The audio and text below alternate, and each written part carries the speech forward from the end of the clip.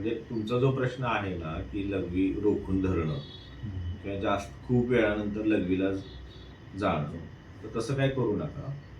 लघवीचा वेग, संडासचा वेग, शिंकांचे वेग, असे जे जे काय आपल्याला वेग येतात ना नैसर्गिक गोष्टींचे, तर ते अडवून ठेवायचे नाहीयेत. जर ते तुम्ही रोखून धरले तर त्याच्यापासून काय काय आजार होणार याचं वर्णन वाग्भटाचार्यांनी ऑलरेडी लिहून ठेवले 4थ्या अध्यायामध्ये रोगाणुत्पादीय माध्यम व्याख्यास्यामा, की आता रोग होऊच नये म्हणून तुम्ही काय काय करायचं. तर तुमचा जो प्रश्न होता लघवीला जाण्याचा, की 2.5-3 तासानंतर मग तुम्ही लघवीला जाता आणि खूप घाईची लघवी येते, तर तसं न करता वाटेत प्रवासात तुम्ही गाडी थांबवा आणि लघवीला जा. तुम्ही नाही गेलात तर काय होणार आहे की लघवीचा वेग रोखून धरल्यामुळे जे काय आजार होणार ना, तर ते इथे लिहिले बघा. मूत्राचा रोध केल्याने बहुधा पूर्वोक्त सर्व विकार होऊन अंग मोडून येते, म्हणजे अंग दुखायला लागतं.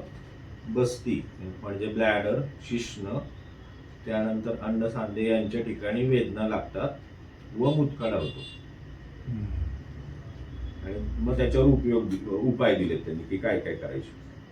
आणि त्याच्या पूर्वोक्त म्हणजे इथे जे दिलेत ऑलरेडी आधीच्या श्लोकामध्ये, त्याच्यामध्ये पण काय लिहिलंय की लघवीचा वेग तुम्ही जास्त वेळ रोखून धरला की मग लघवीचा असू देत किंवा संडासचा असू देत, तर त्याने काय होणार आहे. मलावरोधक त्यांनी सांगितले की शकृता पिंडिकोद्वेष्टन प्रतिशाय शिरोरुजा, म्हणजे शौचाचा वेग रोखून धरला की हे आजार होणार. आणि लघवीचा धरला तरी परत पूर्वोक्त म्हणजे हे की तुमचे पायाचे गोळे दुखणार, पिंढऱ्या जे असतात ना आपले काप मसाज, तर ते दुखायला लागतात. त्याच्यानंतर तुम्हाला पडसं म्हणजे सर्दी होण्याचे चान्सेस वाढतात. त्याच्या जोडीला शिरोरुजा म्हणजे डोकं दुखणं, ढेकर जास्त येणं, संडासच्या जागेवर दुखणं, छातीत असं आवळल्यासारखं होणं आणि मुतखडा होणं, ब्लॅडरच्या ठिकाणी दुखणं, सूच्या जागेवर दुखणं, हे सगळे जे काही आजार आहेत तर ते लघवीचा वेग रोखून धरल्यामुळे होतं.